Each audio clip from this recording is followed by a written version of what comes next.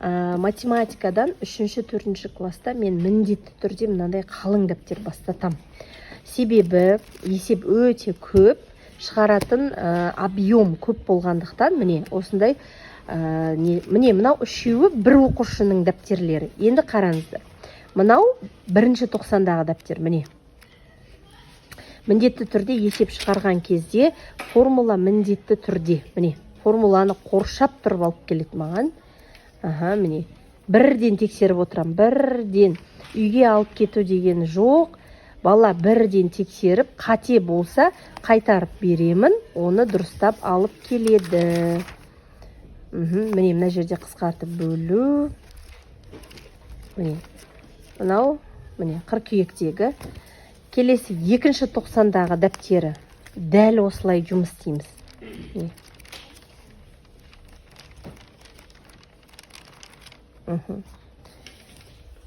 Міне, бал жинаған көрдіңіздер ма? Бір бал мен формулаға бердім, екінші бал есепті шығарған, яғни мәнін тапқан үшін бердім. Дәл осылай, дәл солай міне шығарып, күнделіктісін бағасын алады.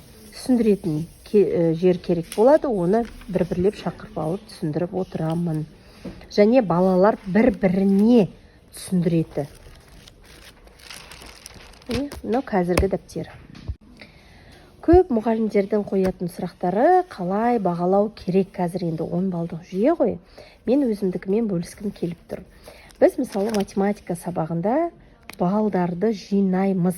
Мысалы, бала тапсырма орындайды, бал алады. Тапсырма орындайды, бал алады. Менде осылай күнде. Яғни жай ғана сен бүгін жақсысың, 10 бал деген жоқ бізде. Бізде өстіп күнделікті бал жинап, бала еңбегіне қарай алады. Мысалы, міне 2 теңге шығарды, 2 бал деген сияқты. Міне 9-ын шығарды, 9-дан 7-ін алды деген сияқты. Міне осылай шығарып балдарын қоямыз. Және мен күнде балалардың аты жөндерін жазып қоямын мынандай стикерға. Осы жерде міне балалар жинайды бағаларын осылай. Және бұларды тастамауға тырысам, міне күндерімен жазып қоямын. Бала әрине 2 бал, 3 бал алып қалса, қосымша міндетті түрде тапсырма беруге тырысамын. Себебі қатты төмен баға қоймау керекпіз. Міне мына қағазды қараңыздаршы. Балалар 2-1 балдан жинап, ең соңында бағаларын алған. Міне, мен күнделікті өстіп алдыма қойып қоям. Және де күнделікті осылай істеуден жалықпаймын. Себебі бала әр күні өз еңбегіне сәйкес бағасын алуы керек. Сосын мысалы мынандай кез болады. Мысалы мынау енді ауданын табуға берілген есеп қой. Бірнеше сұрақ. Мына жерде мысалы S1-ді табу керек, сосын тік бұрышты, үш бұрыштың ауданын табу керек. Демек, мысалы мен бұған формуласын жазған үшін міне 1 бал тағайындадым.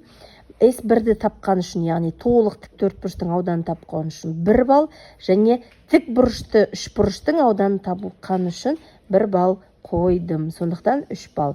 Яғни математикада есептің қиындығына қарай бал қоясыз. Бір есеп 1 бал деген қатықпаған нәрсе жоқ. Бір есеп 3 бал қоюға болады. Бірақ оның қиындығына байланысты.